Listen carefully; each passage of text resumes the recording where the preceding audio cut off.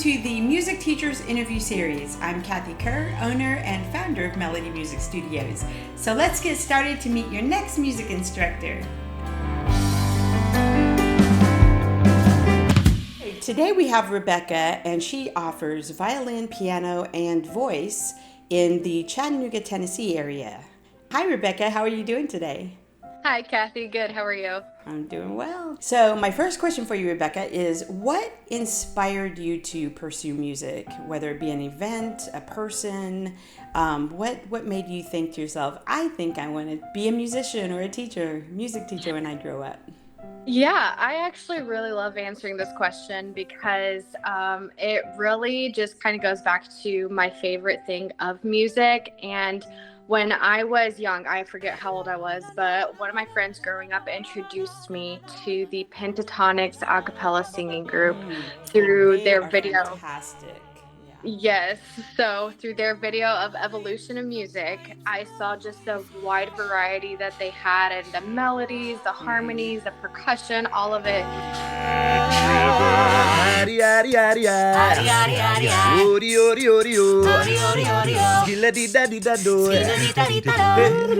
I hadn't really been exposed to much a cappella at that point either. And so just the aspect of a cappella, zero instruments, just I felt like they just kind of reached into my soul and spoke to me. And Oh wow. and ever since that day, I just remember thinking I want to do something with that, something in music and branching off of that. And I've loved a cappella ever since then. I one of their songs actually specifically, "They're Married, Did You Know?"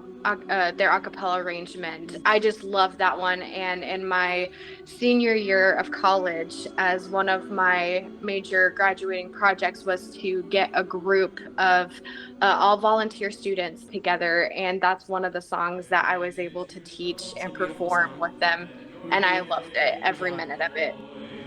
One day walk on water, Mary, did you know that your baby born would save our sons and daughters? Well, did you have any mentors that maybe also inspired you? Before I went to college, I was taking some lessons from my first ever music teacher outside of family.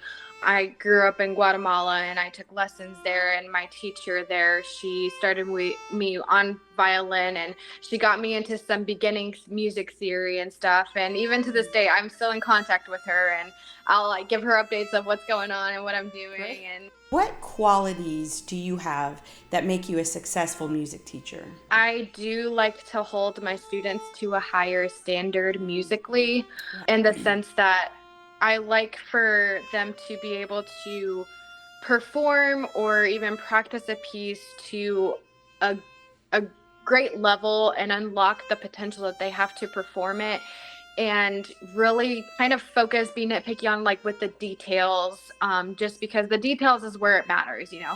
I'll be real nitpicky with my students sometimes just because I know that it's something that they can do. And I'm like, if you're going to perform the song well, or if you're going to sing, play anything, you need to do it well. It needs to be done to the best.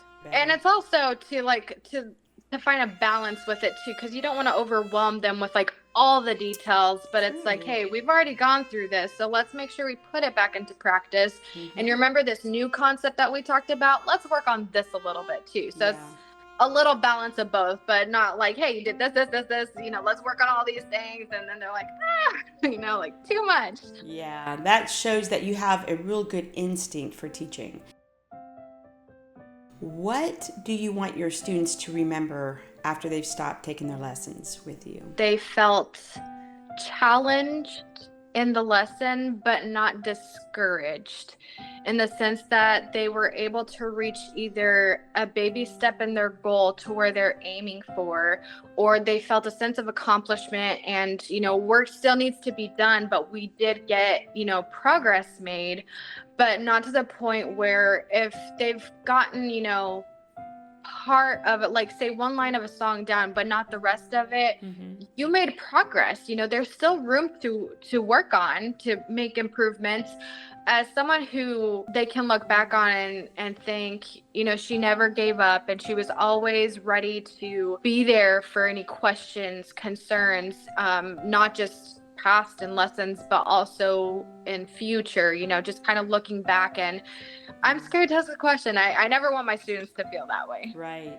One last thing, Rebecca. There are students out there that may be watching this and thinking, "Oh, I don't know if I can play violin or sing or play the piano." What would you say to that student that seems hesitant about starting lessons? An easy one-word answer for me would be try.